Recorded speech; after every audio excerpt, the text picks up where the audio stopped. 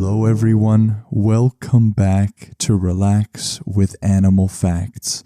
I am Steph Wolf, and today I am going to be learning with you about our furry, scaly, or possibly even slimy friends. And in today's case, it is going to be a feathery friend of ours because we are covering the oh so wonderful Toco toucan. Full disclosure, I am not sure if I am getting sick or not because my voice is kind of going in and out, but the show must go on. This podcast episode is dedicated to Ralph, who is part of the family of Vivi and Lovey, and also to Kimberly. I hope you enjoy your very own podcast episode, and I thank you for requesting such an awesome animal. For how to request your very own animal and to get access to all of the resources that were used in this episode, you can go to the show notes or the description, and I will also talk about it at the end of the episode. If you love the show and want more of it, including exclusive episodes, you can go to patreon.com/relaxwithanimalfacts. And now we are going to start to slow down just a little bit.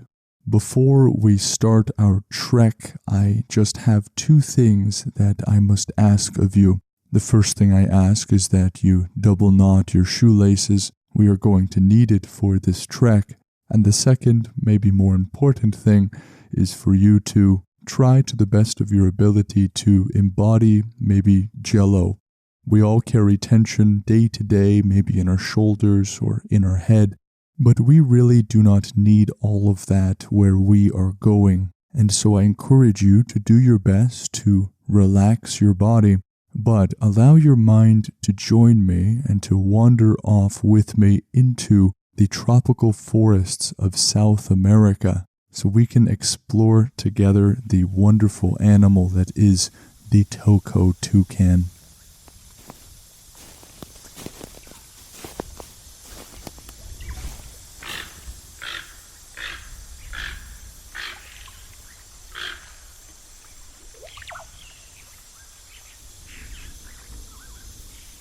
Listen to that call.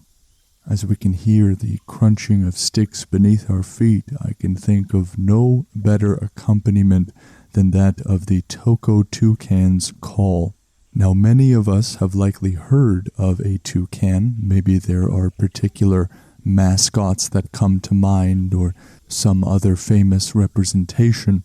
But the reason we are specifying the Toco toucan is because there are more than 40 species of toucans. The one that we are covering today just happens to be the one that we most associate with that word toucan.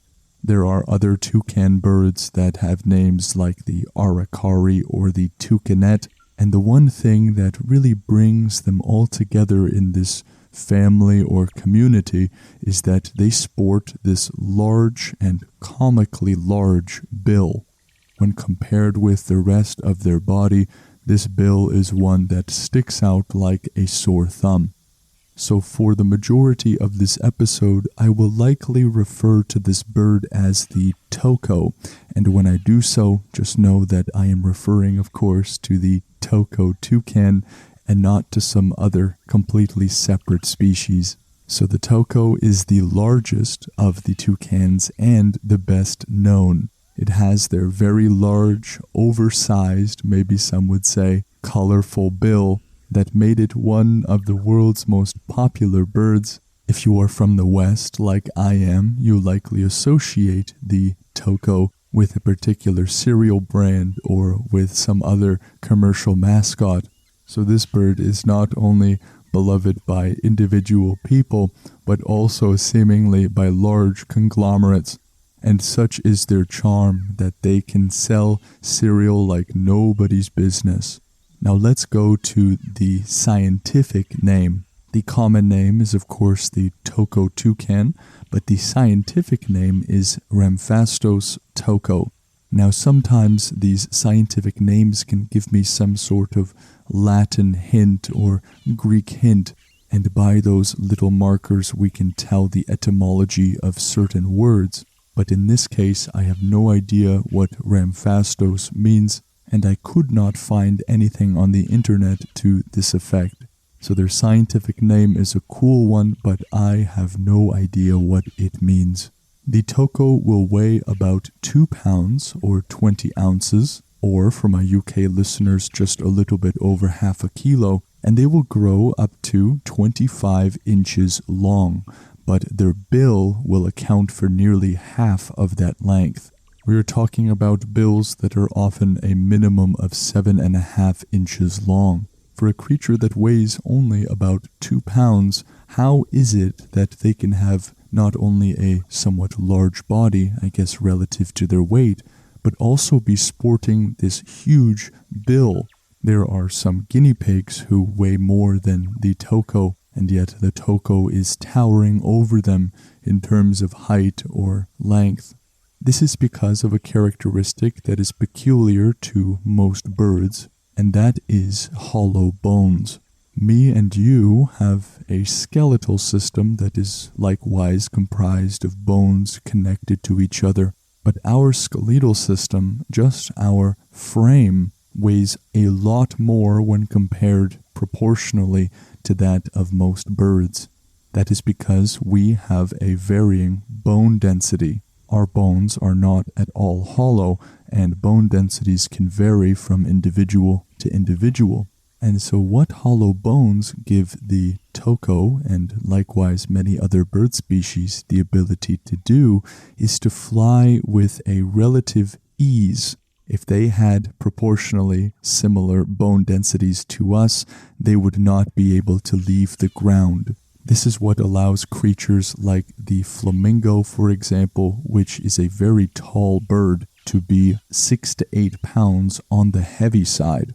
The toko has beautiful feathers that compose a striking plumage with a mostly black body, a white throat, chest, and upper tail coverts, and a pleasant surprise of red underneath those tail coverts.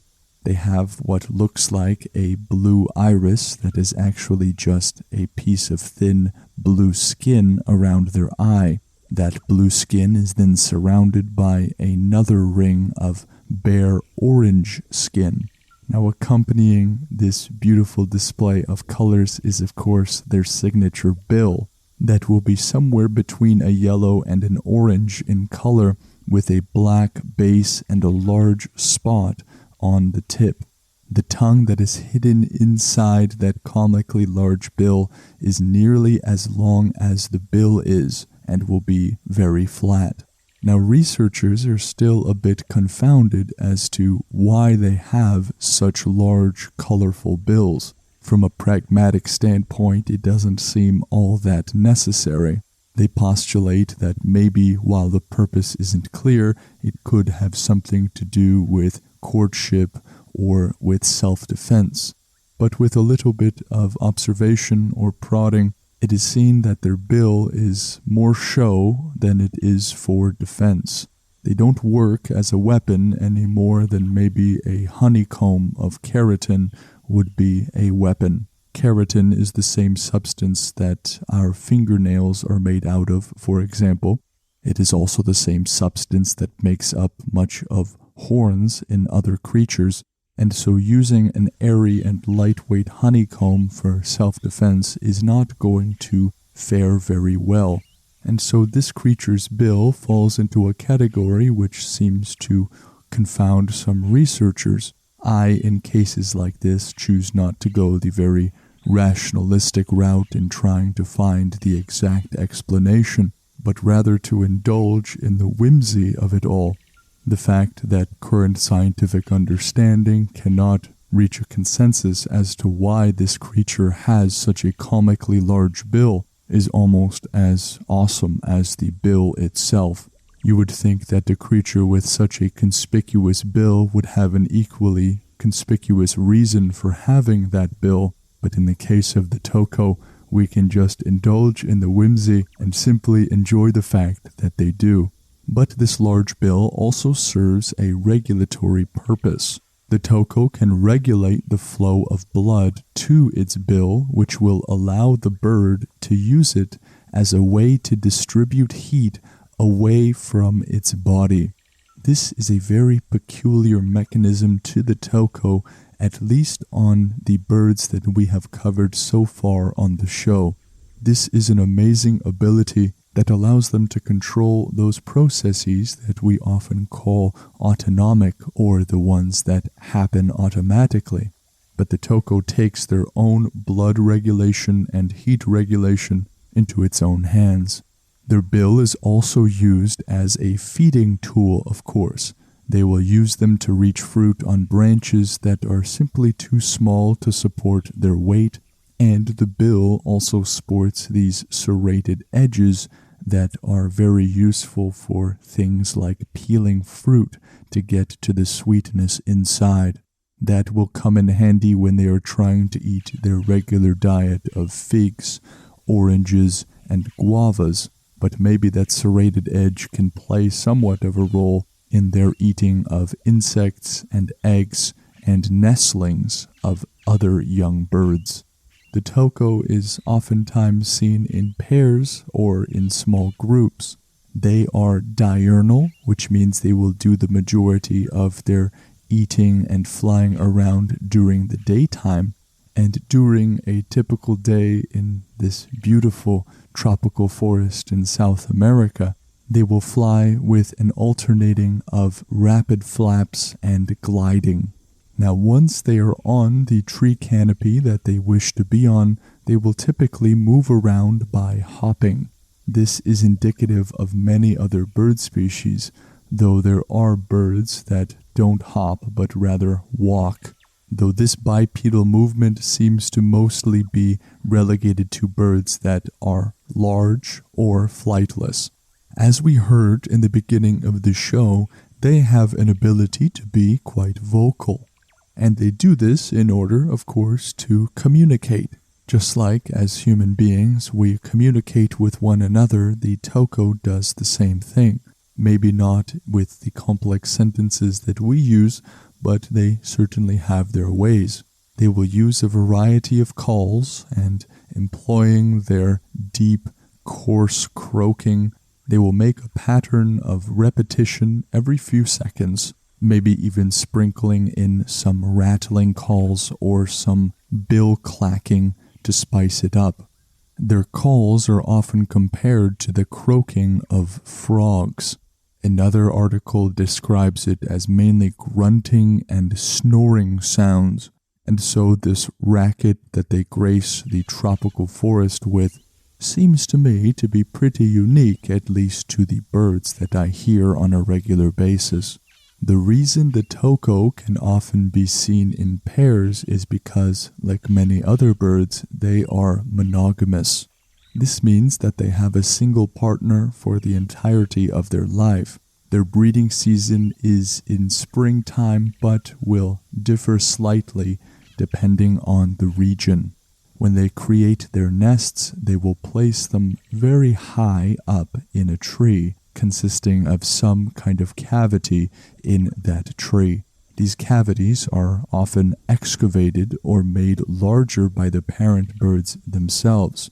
And so these little archaeologists create a dig, though not to find the relics of the past, but to bring into the world something precious, which is a newly born toko. They will also sometimes nest in earth banks and terrestrial termite nests, but wherever they choose to nest, they will lay 2 to 4 eggs, that being the female, a few days after mating. The eggs are then incubated by both the parents and hatch after 17 to 18 days. That word, incubated, maybe it is the first time you are hearing such a word. Well, the word comes from a Latin word that means to lie in or upon.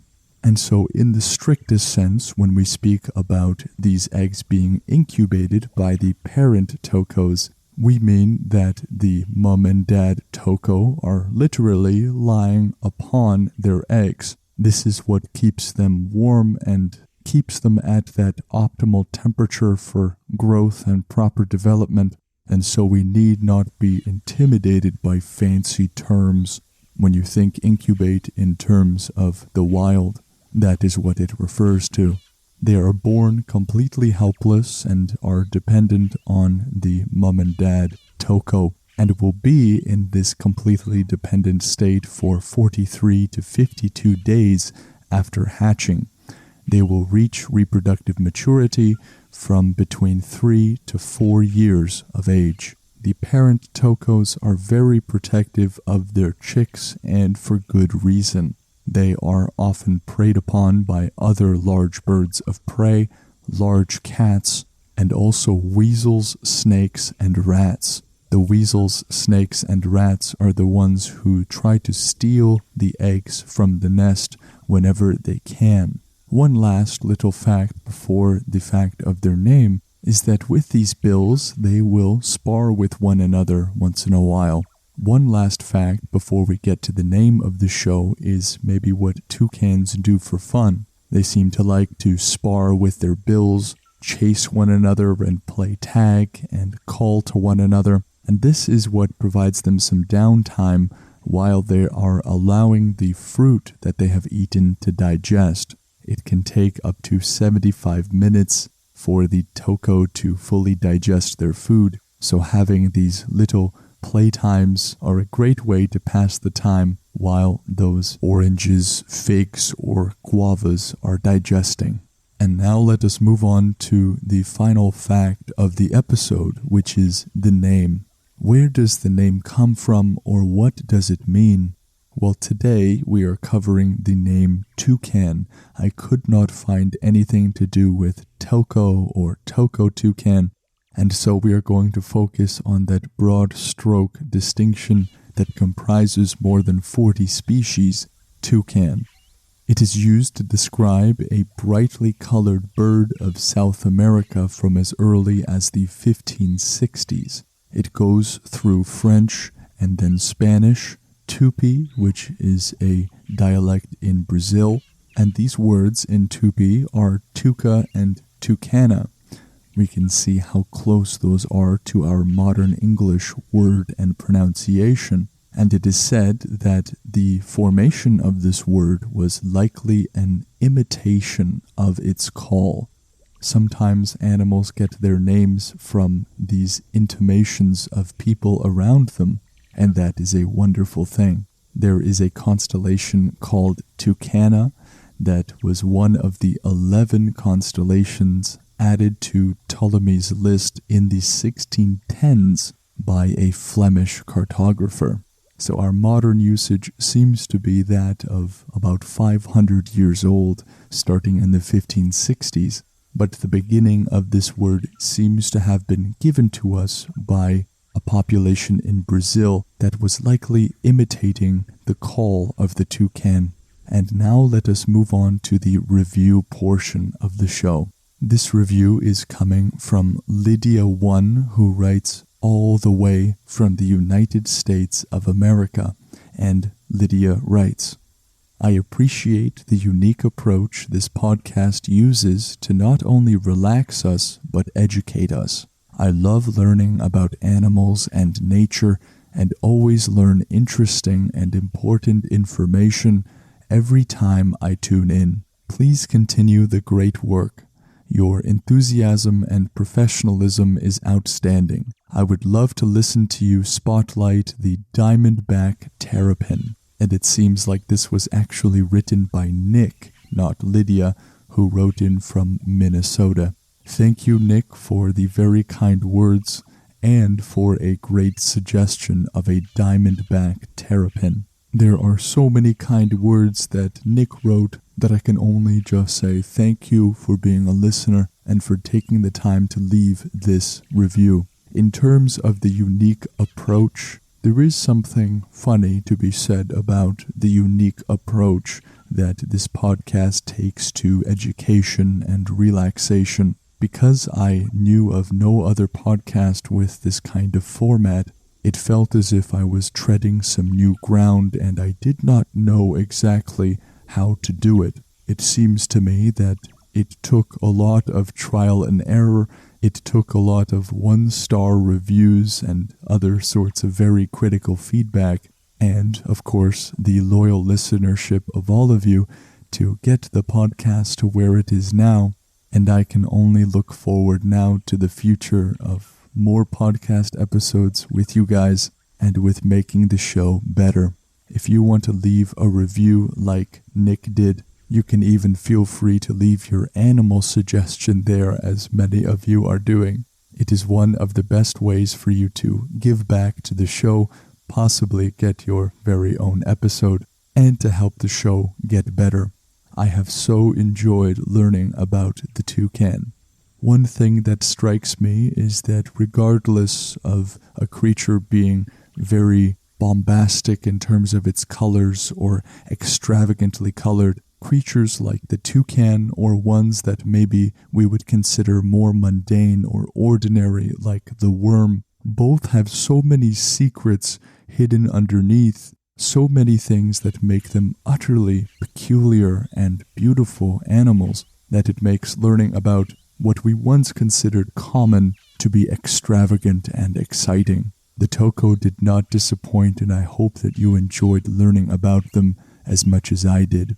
If you would like to request an animal and get your very own episode, you can send a direct message to Relax with Animal Facts on Instagram by going to the relaxwithanimalfacts.com website and clicking on the Animal Request tab, or by emailing relaxwithanimalfacts@gmail.com. All of the resources used today are in the description, and they come from nationalgeographic.com, animalia.bio, theanimalfacts.com, and etimonline.com. If you would like more episodes, including exclusive episodes from our animal miniseries that are only available on Patreon, you can go to patreon.com/relaxwithanimalfacts, or just click on the link to do with Patreon in the description. Thank you all for joining me on our trek into this beautiful and lush tropical forest. I hope that you will join me on the next podcast episode with the next animal. Take care.